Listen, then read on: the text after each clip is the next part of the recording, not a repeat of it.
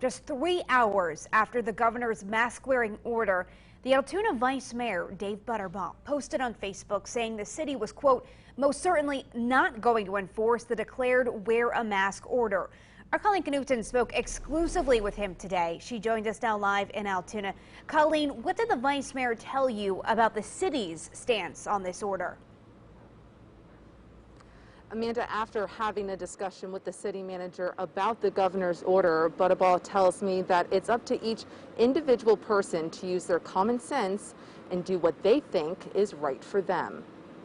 It's virtually impossible to enforce. Taking to social media shortly after the universal face coverings requirement, Altoona Vice Mayor Dave Butterbaugh stated the city would not enforce the new order. We can't be the mask police. Government should not be the mask police, and each and every one needs to use their common sense and go appropriately about their business in that manner. When going into restaurants or any business, big or small, Butterbaugh says you should follow the rules of that establishment. They have insurance issues and rules and regulations that they have to abide by. So whatever the business owner says is what I would recommend doing out of respect for them. So if local government is not enforcing the mask order, whose responsibility is it?